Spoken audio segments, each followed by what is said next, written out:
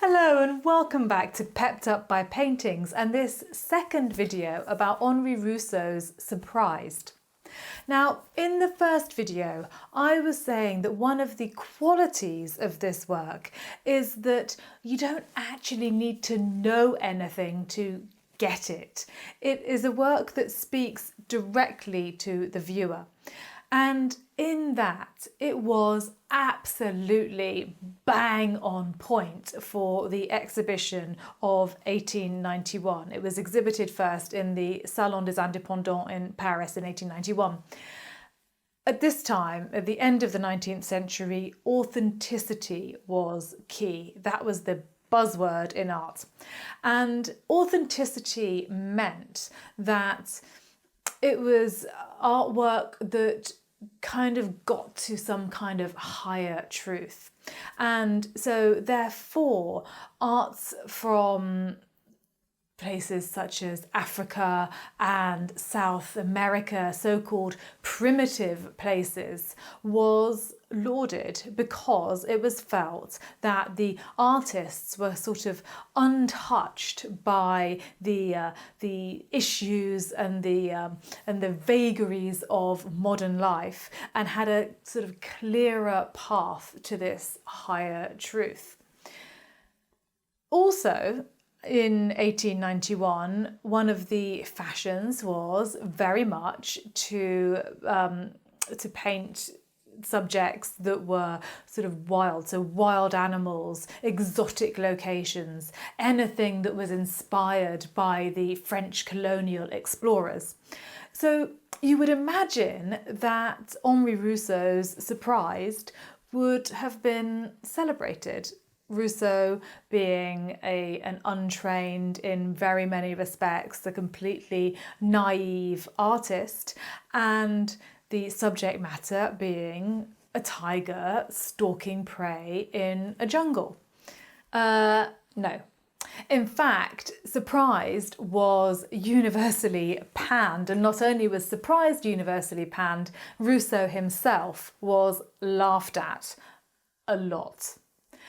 And it was just considered that he was a rank amateur. You know, he wasn't from Africa or from South America. He was very much a middle-class Frenchman who couldn't possibly have any kind of insight that would be of any sort of interest to the artistic community.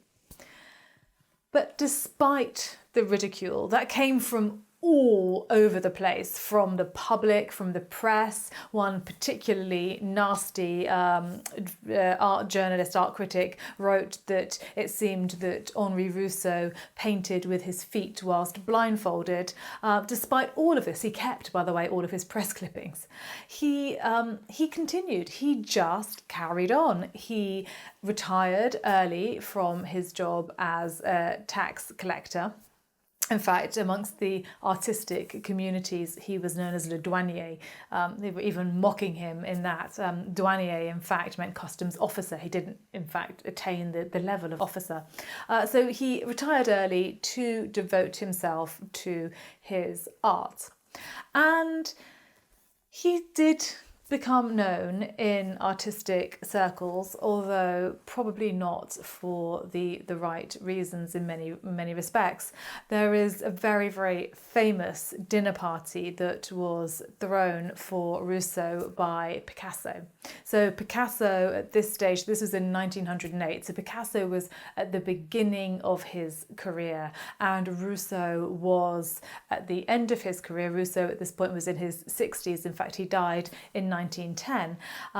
But this dinner party has gone down in the annals of great dinner parties of all times, or crazy dinner parties of all times. It was thrown in Paris. A lot of well-known faces were there at the time.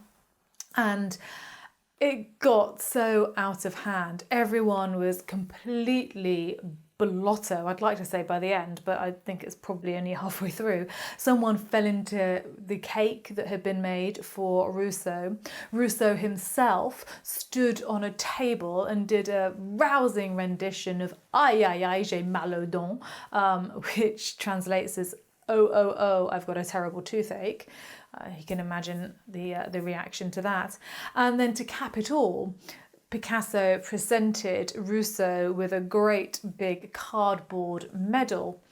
And in his acceptance speech for this medal, Rousseau very generously and kind of happily put his arm around Picasso's shoulders and said, sincerely, you know, Picasso, you and I are the greatest artists of our age.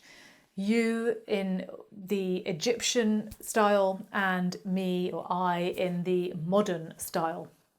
And he actually absolutely believed it. So it's hard to know whether he was completely dim, completely thick-skinned, or a mixture of both.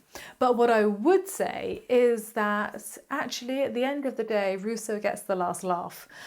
Picasso ended up collecting quite a number of his works. There was one work that he carried around with him from home to home over the course of 65 years. So that means something, doesn't it?